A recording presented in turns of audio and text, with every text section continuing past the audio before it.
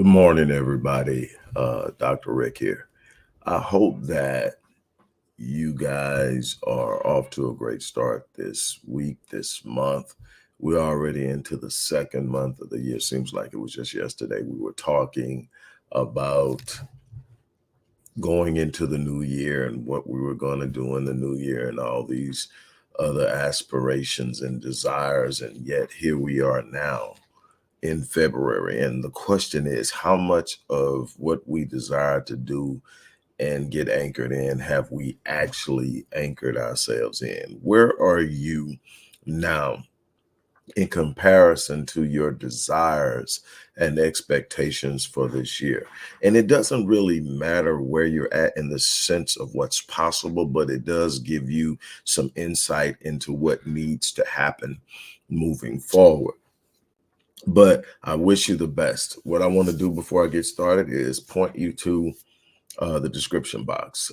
Today, I am offering my Bronze Mini. The Bronze Mini is basically a half of the bronze package, which means 6 sessions. It's the most condensed or the smallest package I offer. 6 sessions of intense engagement. And you'll see why that's important as we move through this thing. But today only, I am offering an additional 4 sessions added to that at no additional price. You can read the information on it in the description box, but I wanted to make you aware of that. So I want to talk to you about 3 things that left unchecked will disrupt your life, will impact you emotionally and mentally, will make it extremely difficult for you to experience any consistent success, and will negatively impact your health. The first thing is surrendering your personal sovereignty. And this happens primarily, basically, in the morning. If you wake up in the morning, there are a couple of ways you can surrender your personal sovereignty. The one that to me is most blaring and no one should be doing, just period, is picking up your device, your tablet, your phone, jumping on your computer the moment you wake up. Why is that?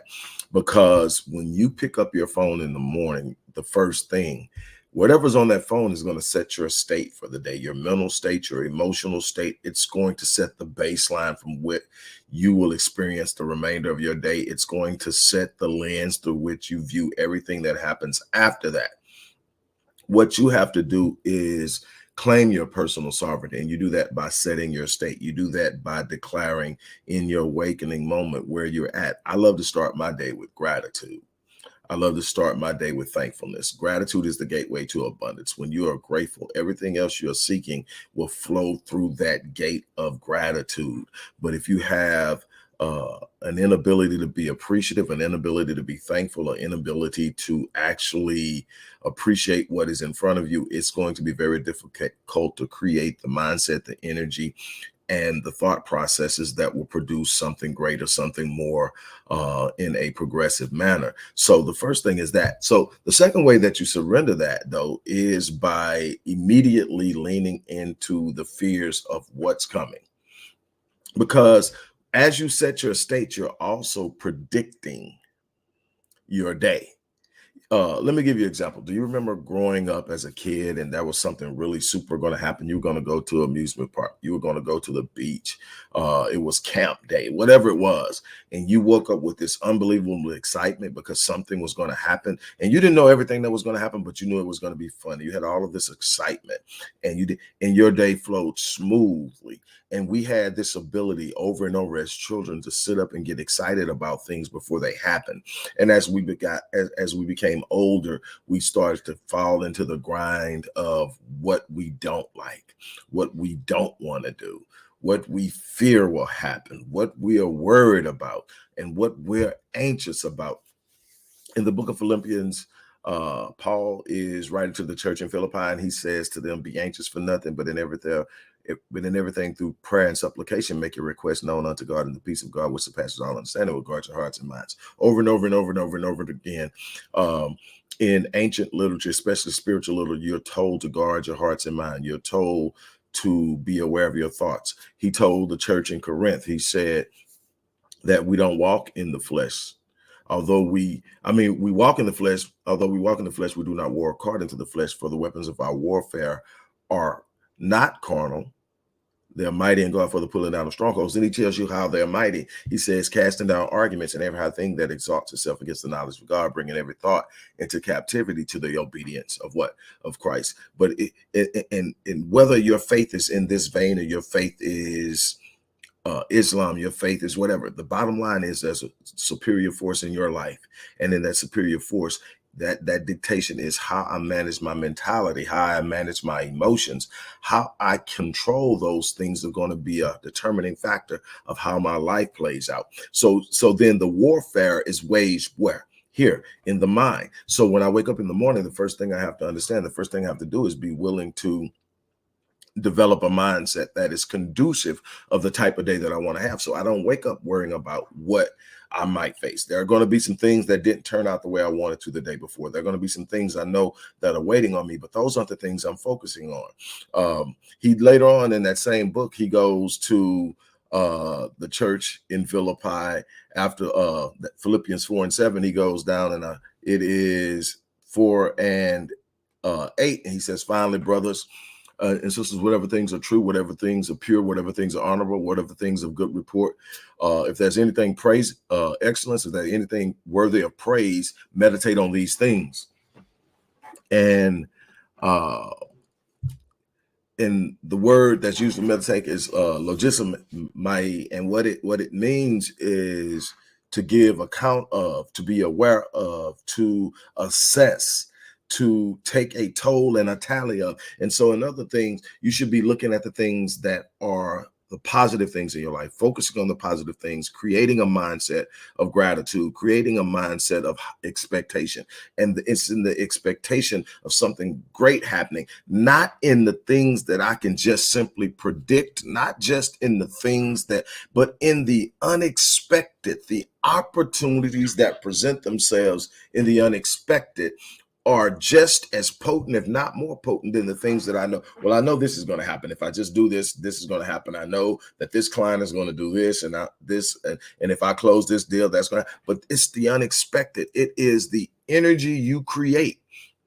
And there's scientific data now that shows that your thoughts are producing an energy. Your thoughts, your words are producing a level of energy that can be measured on the Hertz scale.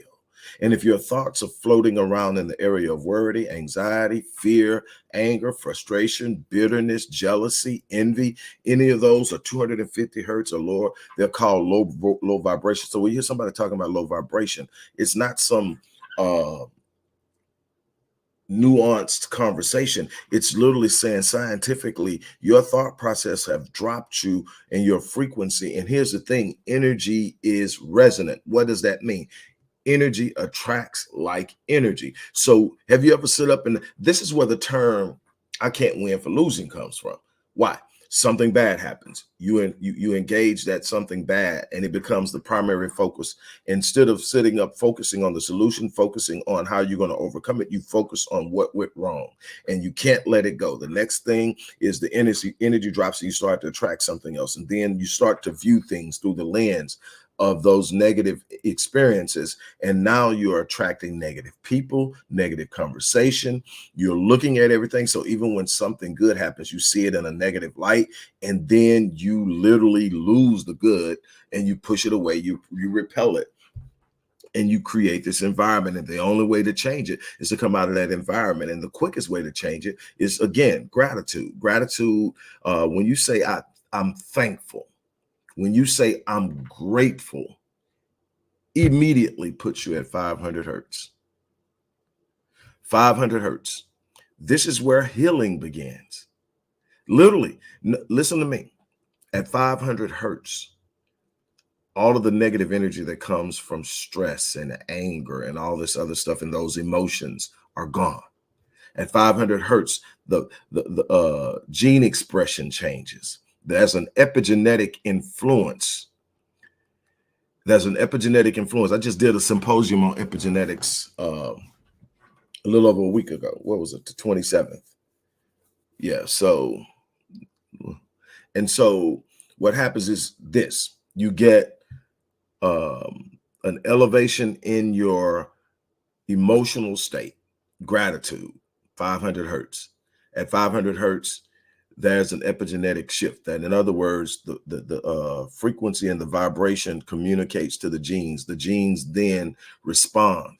At high levels of stress, you downregulate the genes that are meant to control and protect your health, your immune system, and other things that do that.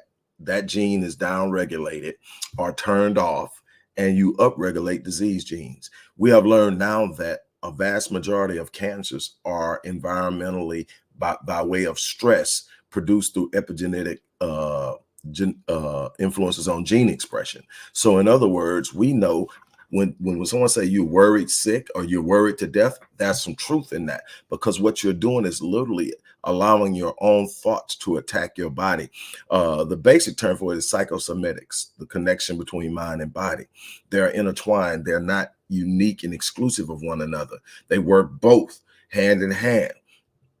So then what happens when you get to gratitude? Then gratitude opens the way. Then the next one is love. Love is roughly about 600 to 650 hertz. And then you can move up to 750 hertz, and that's where stuff gets beautiful. The 750 hertz is revelation. This is where you start to experience new ideas, new thoughts, new visions. Information is coming in that you are unaware of. This is the new stuff, the revelation, the exploration of ideas, thoughts, and possibilities. This is where creation and imagination take over. This is where you get close enough to the mind of God that you start to hear God give you the answers to your problems. This is where you're supposed to be in prayer, not in emotional stupor, in a state, but in experiencing God. I tell people all the time when I'm talking to them and we're on that spiritual conversation and I'm asking them about their prayer life, my question is, okay, give me an example of your average everyday prayer when you pray.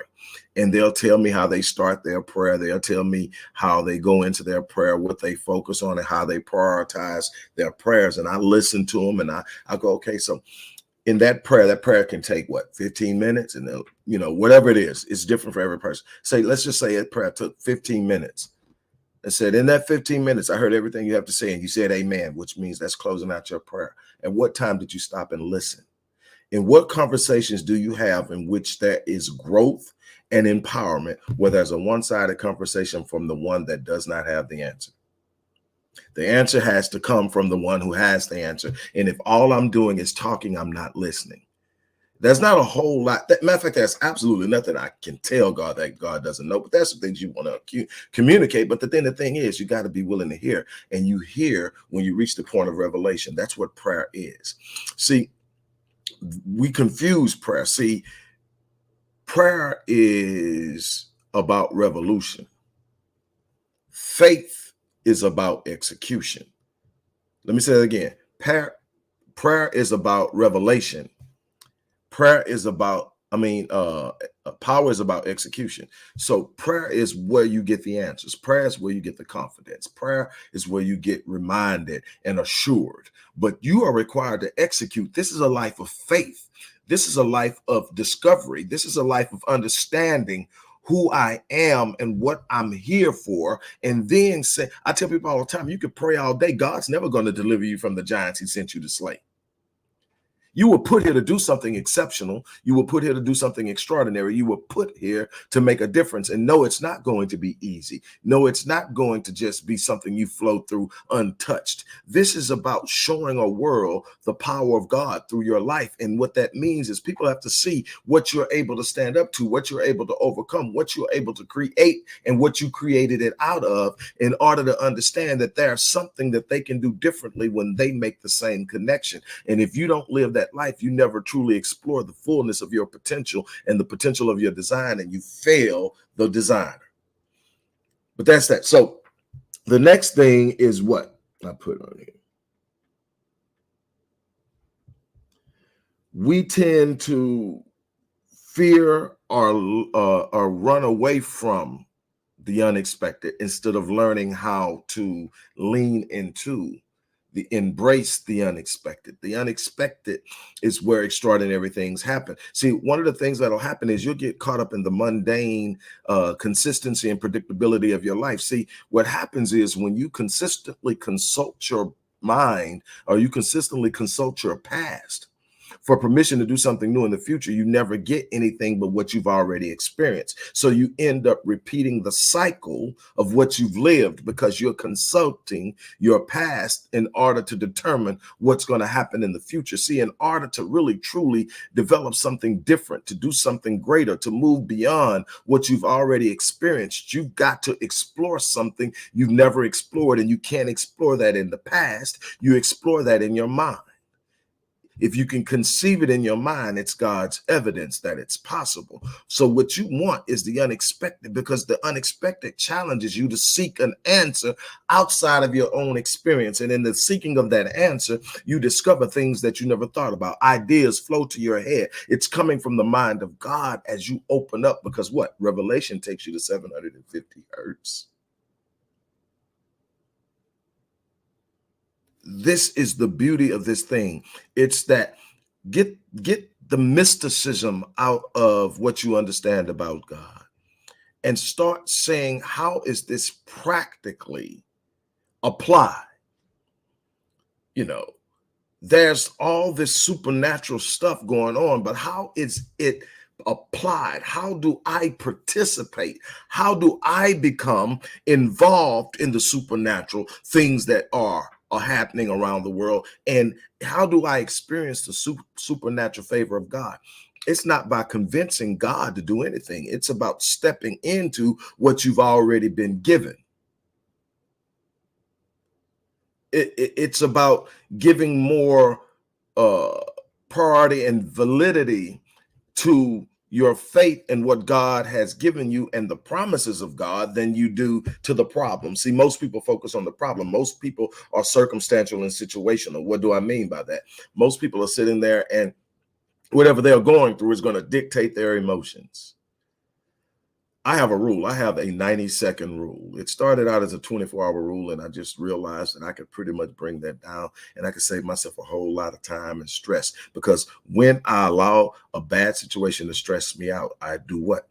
I cause my body to turn on itself. I'm down regulating the genes that are ensuring that I'm fighting off things that I shouldn't have in my body, and I'm upregulating the genes that are causing mutations, that are causing attacks on the healthy parts of my body, and all of these things. And this is how you end up with illnesses. So I don't want that type of situation, no matter what I'm going through. See, I don't control the situation all the time. I don't control everything that happens in my life, but I do control how I respond to it. So what do? I have a 90-second rule. I got 90 seconds when something happens that I don't like, to be mad, to be frustrated, to feel sorry for myself, to talk about everything that's happening and going wrong. And then I've got to snap out of it and move into the place of revelation where I get the answer. I get the solution. I understand. I get reminded of who I am. I get reminded of what I'm capable of. I get reminded of why I'm here. And then when I recenter myself within that 90 seconds, it's about getting out and getting it done. It's about focusing on the solution instead of the problem. People have come to me over the course of my life at different times when things weren't going the way that I thought they should go, when things were really going terrible, if you are to measure them from a circumstantial perspective. And they're looking at my circumstances and they're going, "You're in denial. How in the hell are you sitting here smiling when you're going through this? How are you sitting here smiling when this is falling apart? How are you sitting here smiling when you thought this was going this way and it went that way? All these things are moving again. How are you see, the thing is, you're focused on my circumstances. I'm sitting in a spiritual state where I have a promise by my very design and my capacity, my potential and my gifting, that where I am headed is what I will receive. In other words, I'm already living in what I'm going to be. I'm already living in where I'm going. I'm already living in the victory that I will experience. I'm not sitting here whining and wallowing in this situation because this circumstance isn't bigger than my spiritual connection to God. There's something in my spirit that disagrees with the circumstance, and therefore I am overcoming the circumstance. Circumstances and situations are temporal. This is what I teach my clients. Don't get overwhelmed. I don't care how bad it is. Acknowledge it, I'm never in denial. I know what's going on. I just refuse to let anything that's not in alignment with my vision, my dream, my desires, and my purpose overwhelm me. I'm going to remind myself God built this temple. I'm going to remind myself God gave me this mind. And if I can conceive it in my mind, no matter how outlandish it is to everyone else, I can do it. And that's the thing that we've got to do. Stop running from uncertainties. Stop hiding from the unexpected and say, whatever comes, I'm built for this. There were some times in my life that I didn't have the answer immediately when I went into it. And that's the beautiful thing about understanding how things work in this world is you can not have the answer, but still be okay. Why? Because you know the answer is always on its way. The answers are from the what did the angel of God tell Daniel after 3 weeks of praying and fasting and not hearing anything? He told him, he says, Daniel, man dearly beloved, from the moment that you set your heart to understand, your words were heard. And I have come because of your words. Then he explained to him, but I was withstood 3 weeks by the prince of Persia. We're talking about spiritual warfare. We're talking about there's some people in your periphery right now hoping for your demise. There's some people literally speaking more on your life than you are yourself. That's why you got to constantly visit the vision, constantly. That's why he said, write the vision and make it plain. Why? Because you're going to have to revisit the vision, because there are going to be some things that are going to come along and try to redirect you off the vision. There are going to be some people who are literally down talking you. There are going to be some people who are literally sitting up and wishing for your demise, hoping and praying for your demise. And you're going to have to be willing to speak it, talk it, think it, and move it, even when you don't feel it. There's something in my spirit that disagrees with negative circumstances. It's not that they're not there, it's that they don't have the right or the power to dictate the outcome of my life. So then what must you do? You must sit up and say that I am moving into it. And finally, what is the next thing? We fail to use the power of meditation to settle ourselves and establish a sense of peace, high expectations. See, God only meets you at the level of your expectations. That's what faith is. Faith says, this is what I believe will happen. Whatever you sit up and believe, you should declare a thing and shall be established for you, right? What did he tell Moses to tell the Israelites, the Hebrews, when they decided they were going to listen to the 10 spies instead of listening to Caleb and Joshua? What did he tell them? What did he tell them? He said, go back and tell them I've heard their complaints against me. And in studying this and going through and evaluating, I consistently was like, what did they complain against God? When God said they could, and they said they couldn't, they called God a lie. God said, tell them I've heard their complaints against me, and as they have spoken in my hearing, so shall I do to them. They were speaking their faith. I don't believe we can take those people over there. God said, okay, you can't. Socrates, some 600 years later, would sit up and say that he who believes he can and who believes he can are usually both right.